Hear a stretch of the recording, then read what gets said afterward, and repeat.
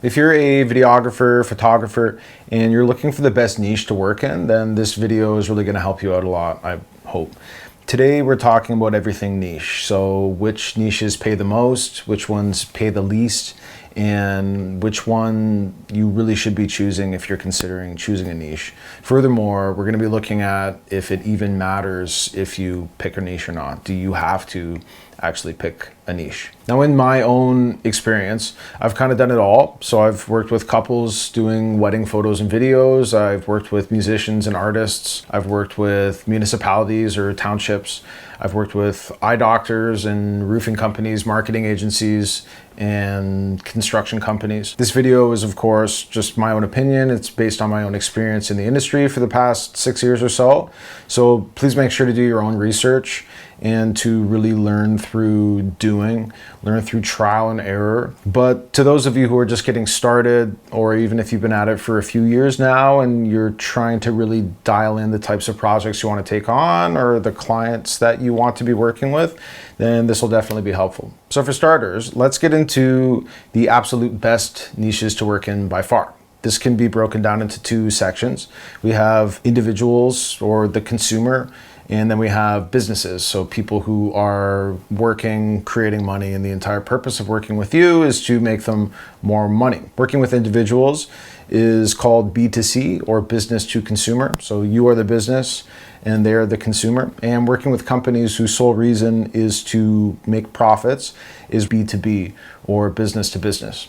When it comes to B2C clients, as a photographer, videographer, your best client will always be weddings. Aside from constantly needing to market yourself and be selling to the public what it is that you do, it's nearly the perfect business model as a photographer, videographer. In the peak season of wedding videography, photography, you're gonna find that you're shooting pretty much every weekend, ideally. So that's Saturdays, Sundays, sometimes even during the week.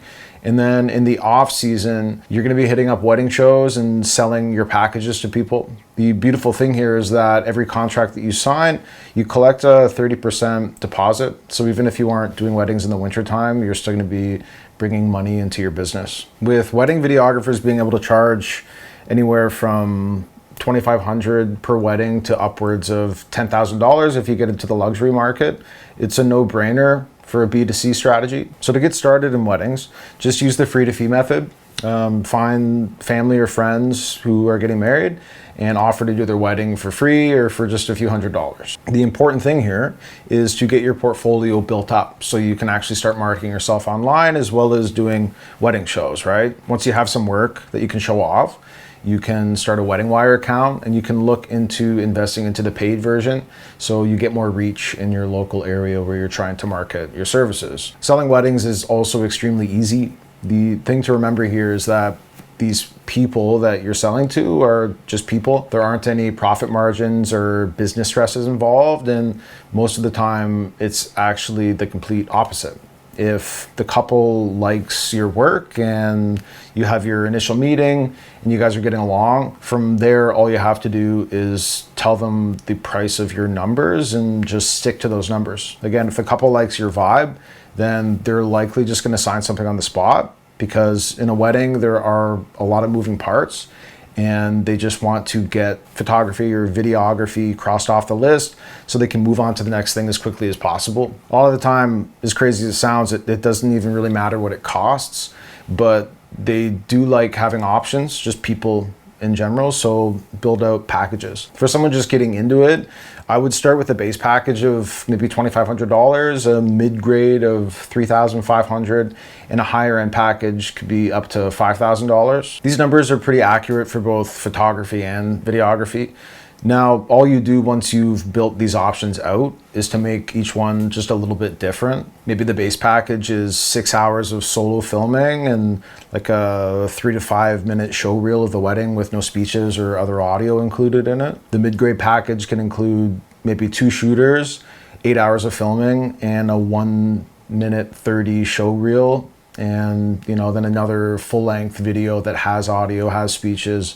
It's a little bit better than that other video that you offered in that introductory smaller package. Then the top tier package could include 2 shooters again, and this time maybe add an audio engineer to the mix, because there's lots of audio happening on a wedding day. Maybe bring an audio engineer as a service and they can capture better audio, guarantee that they're going to get every single moment. You also offer that 1 minute 30 show reel, and then maybe like an 8 to 15 minute long full length feature film style video of the entire day that includes all the speeches, all the moments. And that's going to by far be the most valuable thing that you can offer as a wedding videographer. It doesn't matter what details you have in these deliverables. All that matters is that the cheapest option has the least amount of deliverables, and then you just add more on the more you charge. You can follow the same rule for pricing out your photography options as well. Now, moving on to B2B opportunities, the best types of businesses that you can work with are by far the ones that have a high CLV or customer lifetime value, and ones who need someone like you to constantly be marketing their work for them. I myself work almost exclusively with general contractors or construction companies who do renovations, additions, custom builds for people in their local communities.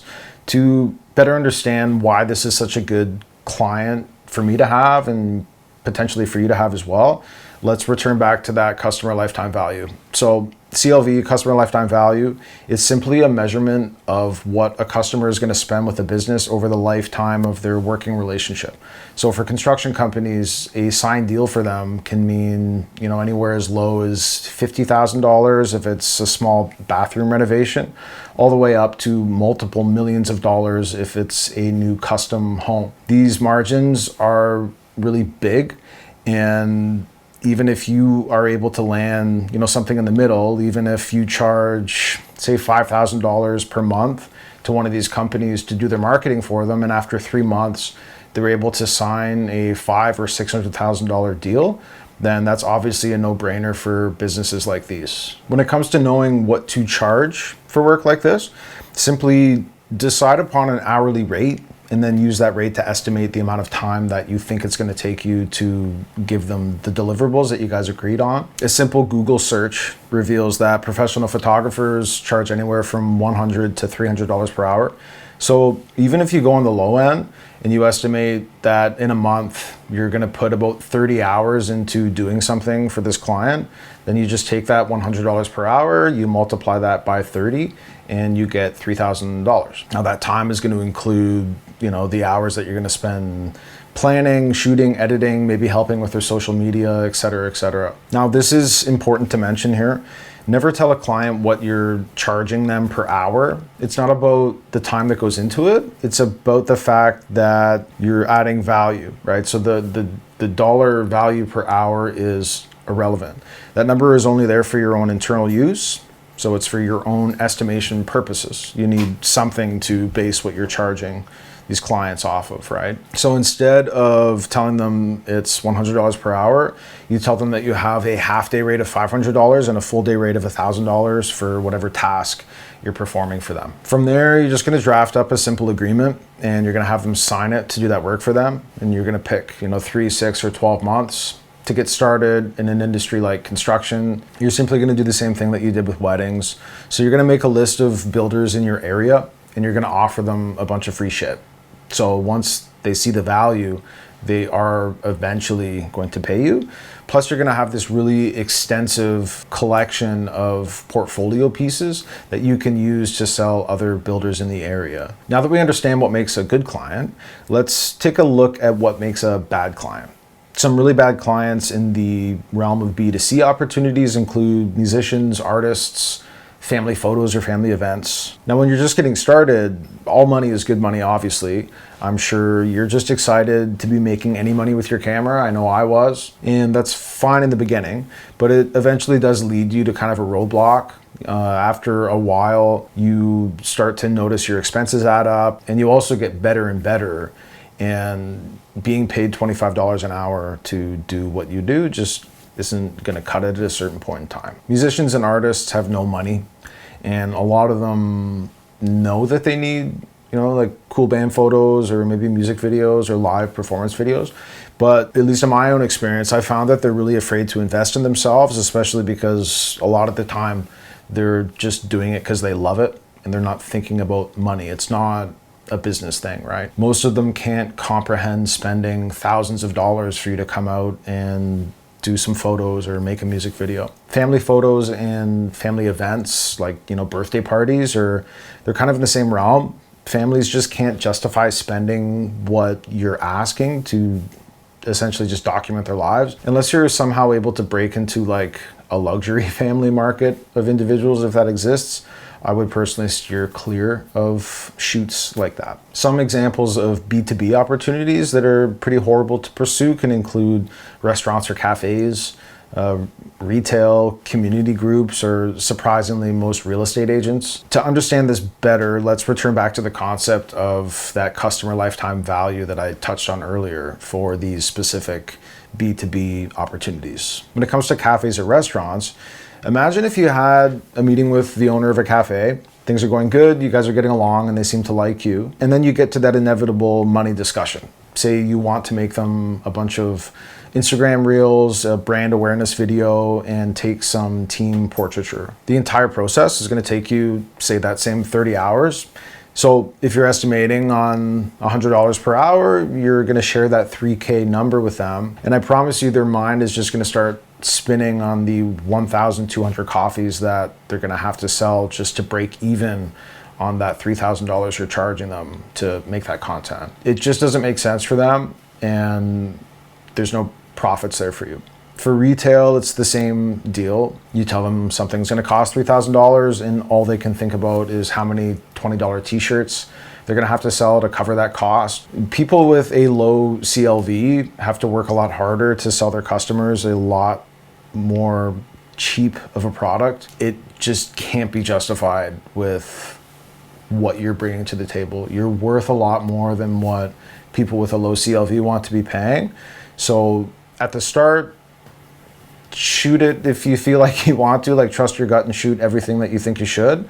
But there will come a certain point in time where you have to start saying no to these types of people. So to refresh, these types of B2B opportunities are dead in the water. When someone pays you $3,000 to market their low CLV business, they will literally never make that investment worth their while. But if you're working with a business who can make, you know, $300,000 off of 3 payments of $30,000, then essentially they're giving you $9,000 and you're giving them $300,000. They would have to be really dumb to not see the value in that and not want to invest that $9,000 with you. Now with real estate agents, most agents are selling mid-grade, kind of regular old plain Jane houses. If they make 2.5% on a sale, that's a commission of $15,000 if they sell a house for $600,000. Depending on where the market is at, you know, maybe they're gonna have a bunch of listings that just kind of sit there for months and months on end. So your content really is not gonna do anything for them in helping them to sell that house. Beyond this, say you make someone some content, you charge them $3,000. Now they're down to $12,000 off of that commission. Then they have to pay tax on that. So now they're down to $8,000. Real estate agents work 24/7 when they're selling houses for people. If they're operating in kind of a mid-grade market, they simply can't justify sharing any more of their profits than they need to. And unfortunately, a lot of bigger content creation companies have kind of swooped in and they've started to use cheap labor and they outsource their edits to India, and they've moved on to selling packages to these agents in the low hundreds to mid hundreds. So unless you want to work for $15 an hour, or if you can find a way of getting into the luxury market, then I would just kind of cross real estate agents off your list and stay away from the headaches. Okay, so we're now moving on to whether it's important to even, you know, choose a niche as a videographer or photographer. And I just wanted to reiterate again that everything that I'm talking about here, everything that I'm bringing up, it's all based on my own experience. I didn't ask ChatGPT to come up with this concept. It's not a trend. I didn't, you know, Google any stats or anything surrounding it or just make this shit up. I've shot everything, and this is just my opinion on my experience with shooting for all these different types of clients in the hopes that it helps you, make informed decisions about your own career. Anyways, just wanted to remind you that. Okay, so on to whether or not choosing a niche is even important. I would say that if you're first getting started, you should just shoot everything and do your best to follow your instincts.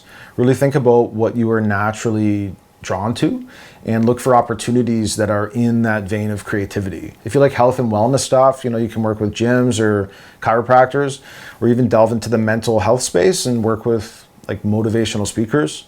If you're like me and you're drawn to something like construction, shoot that stuff. The same goes for landscaping, arborists, and on and on.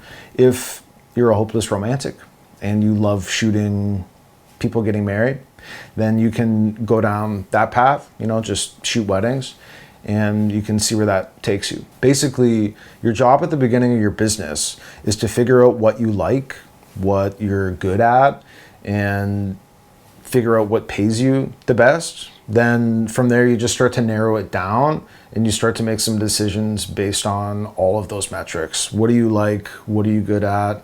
And what's profitable for your business. Once you've had a few years and the excitement of making money with your camera starts to wear off, to answer the question of, is it important to pick a niche? Yes, I would definitely recommend picking a niche for yourself. The riches are in the niches. Apple blew up because it made computers. Coca-Cola blew up because it made cola. Amazon blew up because it delivered products to people's houses from a website. Every business that has done anything of lasting value did one thing really, really well. And then, and only then, did it even think about diversifying what it was offering the market. The reason it's important to choose a niche is kind of tenfold. It helps your ideal client know that you're the videographer, photographer for them. It helps you be the best that you can be in that specific industry in your area. And it lets you build out, repeatable systems so you can hire a team to help you scale your business. Lastly, it keeps you focused when you're building out lead lists so you can make cold calls and have the same conversation over and over again, and really dial in your process of acquiring more new clients. If there is one thing that I wish that I did sooner in my business, it may be even as early as 2 years in, it would have definitely been to exclusively work with construction companies and drop the rest of the clients that I was working with. Because in all honesty, they were just distractions.